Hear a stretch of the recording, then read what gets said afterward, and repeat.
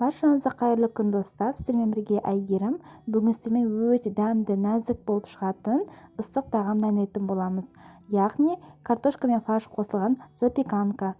Кешкі асқа болсын, түскі асқа болсын дайындасаңыздар, өте керемет болып шығады. Өте тойымды тағамдардың бірі. Міндетті түрде каналыма тіркеліп қойыңыздар.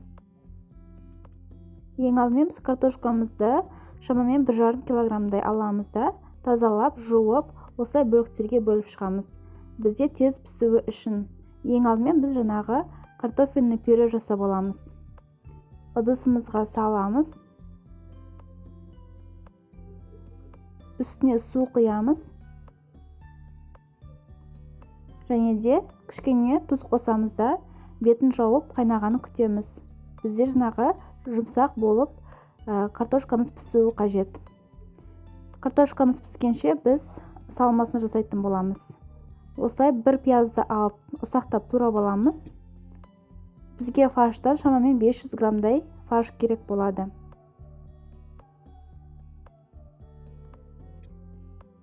Табамызға май құямыз кішкене. Майымызды қыздырып аламыз да, ең алдымен пиязымызды қуырып аламыз.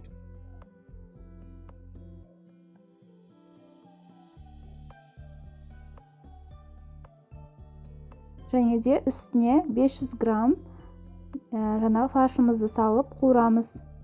Жақсылап араластырамыз. Ол бізде түсін өзгерткенше қуыратын боламыз.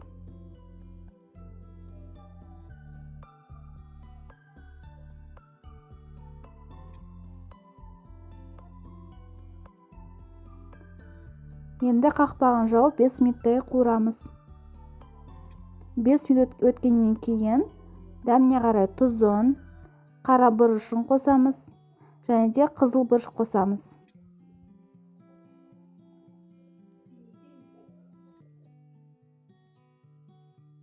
Тағы да 5 минуттай қуырамыз да, біздің салмамыз дайын.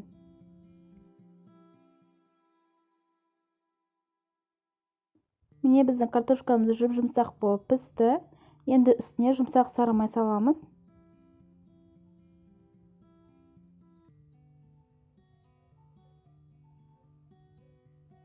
Және де жақсылап тұрып езіп аламыз.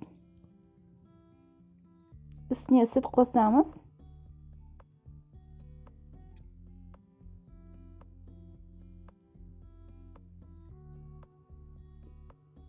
Дәміне қарай тұз қосамыз. Жақсылап тұрып араластырамыз. Және бірігуі үшін бір жұмыртқа қосып, тағы да жақсылап тұрып біркелкі болғанша араластырып аламыз.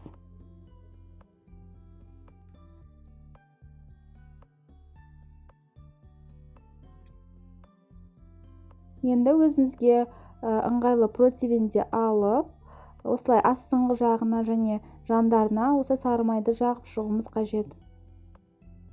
Үстіне пюремізді орналастырып шығамыз. Кішкене көптеу бөлігін астына саласыздар.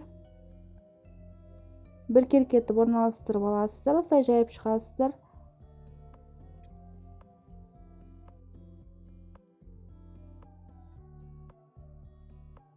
Пюренің үстіне салмамызды орналастырып шығамыз. Мөлшерлердің барлығы осы видеоның описаниясында жазылып тұрады. Достар, мен каналымда апта сайын жаңа рецепттер шығып тұрады. Сол себептен подписаться кнопкасын басып, қоңырауша белгісін басып қойыңыздар. Енді фарштың үстіне қалған пюремізді орналастырып шығамыз.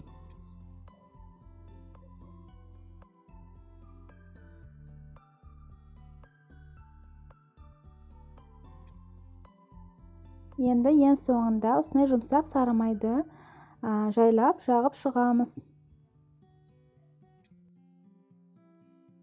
Запеканкамызды қызып тұрған 180 градустағы пешке 30 минуттай пісіріп аламыз.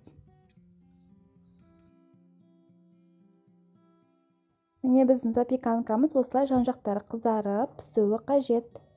Енді кішкене суытып, кесіп, жаңағы дастарханға ұсына берсеңіздер болады. Бұл тағамның дәміне енді сөз жоқ, өте дәмді, керемет болып шығады, тіпті балалар да сүйсініп жейді. Міндетті түрде жасап көріңіздер достар, сіздерге 100% ұнайды деген ойдамын. Сіздермен болған Әйгерім. Келесі кездескенше.